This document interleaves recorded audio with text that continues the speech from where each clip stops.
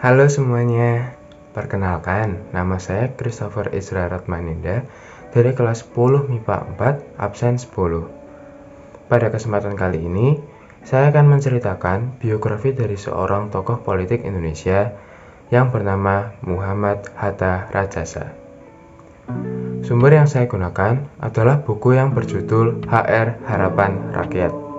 Hatta Rajasa lahir di Palembang pada 18 Desember tahun 1953. Hatta Rajasa adalah anak kedua dari 12 bersaudara. Ayah Hatta Rajasa, Haji Muhammad Thohir, merupakan seorang TNI yang memutuskan untuk pensiun setelah menikah dengan Syarifah Siti Aisyah dan menjadi seorang PNS. Sejak kecil, Hatta Rajasa sudah dididik untuk menjadi orang yang disiplin, mandiri, dan bekerja keras. Semasa SMP dan SMA, dia sudah jauh dengan orang tuanya karena dia harus tinggal dan bersekolah di Palembang, sementara orang tuanya di Ogan Komering Ilir. Di Palembang, Hatta Rajasa tinggal di rumah pamannya. Jauh dari orang tua, tidak menjadi penghambat dia untuk tetap melaksanakan didikan orang tuanya, yaitu disiplin, mandiri, dan bekerja keras. Setelah lulus dari SMA pun, Hatta Rajasa harus terpisah lagi dari orang tuanya karena dia bersekolah di Institut Teknologi Bandung dengan mengambil jurusan Teknik Perminyakan. Semasa kuliah, Hatta Rajasa merupakan mahasiswa yang aktif dalam berorganisasi. Hatta Rajasa memulai karir di dunia politik pada tahun 1999.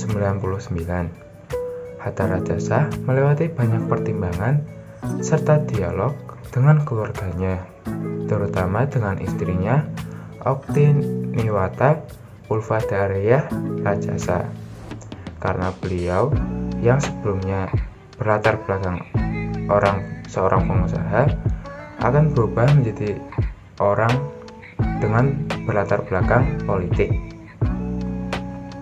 Setelah melewati banyak pertimbangan serta dialog, Hatta Rajasa pun terjun ke dunia politik. Hatta Rajasa bergabung dalam Partai Amanat Nasional atau yang biasa kita sebut dengan PAN. Karirnya di dunia politik bisa dibilang cukup gemilang.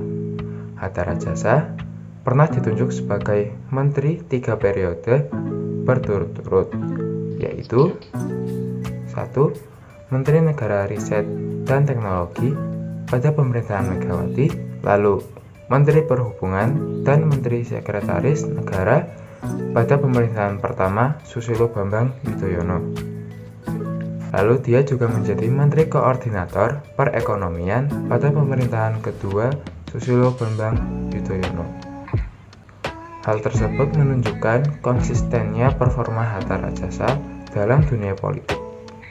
Semasa menjabat sebagai Menko Perekonomian, Hatta Rajasa sempat menjabat 3 jabatan sekaligus, yaitu Menko Perekonomian, Menteri Energi dan Sumber Daya Mineral, karena menggantikan Darwin Zahidi Saleh, Menteri ESDM saat itu, yang sedang melaksanakan kunjungan luar negeri, serta Menteri Badan Usaha Milik Negara atau BUMN, karena Menteri BUMN saat itu, Mustafa Abu Bakar, sedang sakit keras.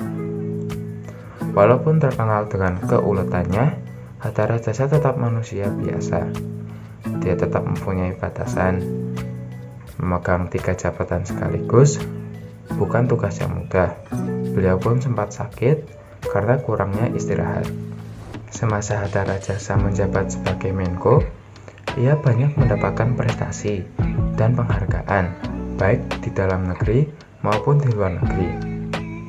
Seperti sejak Menko Perekonomian dijabat oleh Hatta Rajasa, dalam 5 tahun, pertumbuhan ekonomi di Indonesia paling stabil di kawasan Asia.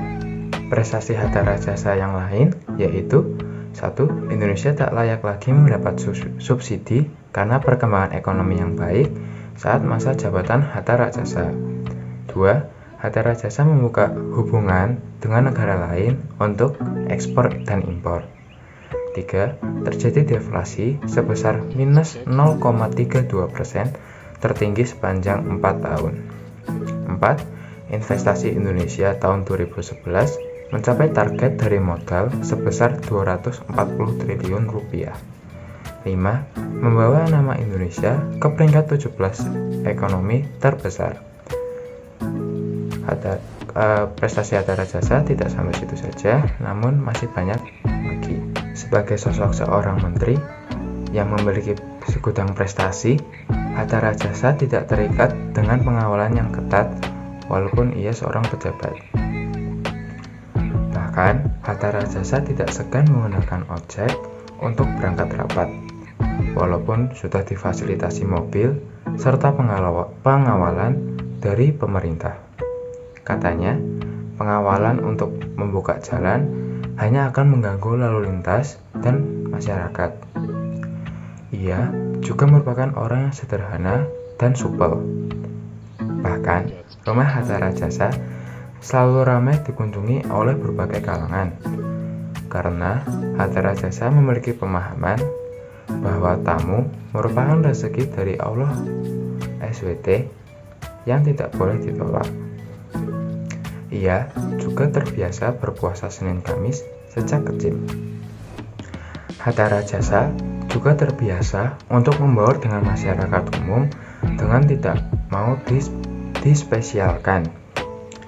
Sholat bersama di masjid, selalu menaati aturan seperti masyarakat pada umumnya, dan lain sebagainya, merupakan bentuk apresiasi Hatta Rajasa terhadap rakyat atas kepercayaan rakyat yang diberikan kepadanya.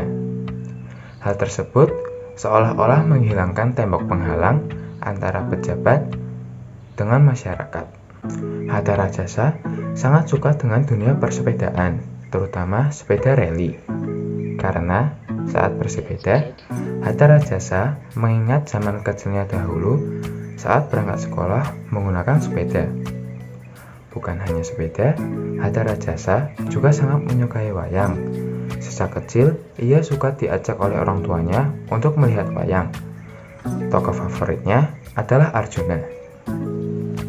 Hatta Rajasa juga sangat menyukai batik. Dia juga merekomendasikan batik sebagai pakaian sehari-hari karena bahannya yang nyaman serta tidak membuat gerah. Hatta Rajasa mengatakan memakai batik juga bisa menghemat energi karena bahannya yang nyaman dan tidak membuat gerah. Kita pun tidak membutuhkan pendingin ruangan agar kita merasa sejuk, sehingga kita dapat menghemat energi. Dengan segudang pengalaman, prestasi, dan kedekatannya kepada masyarakat, Hatta Rajasa sebenarnya memiliki peluang yang cukup besar untuk menjadi seorang presiden Indonesia. Namun, takdir berkata lain. Ia kalah dalam pemungutan suara. Walaupun begitu, kita tetap bisa meniru sikap Hatta Rajasa, yaitu disiplin, mandiri, bekerja keras, tekun, tidak merasa tinggi, dan lain sebagainya. Walaupun tidak menjadi presiden, namun Hatta Rajasa telah menunjukkan sikap seorang pemimpin pada kita semua, dan sikap tersebut dapat kita kaum muda contoh agar Indonesia di masa depan menjadi semakin maju. Sekian dari saya, mohon maaf bila ada kekurangan dan kesalahan, dan terima kasih.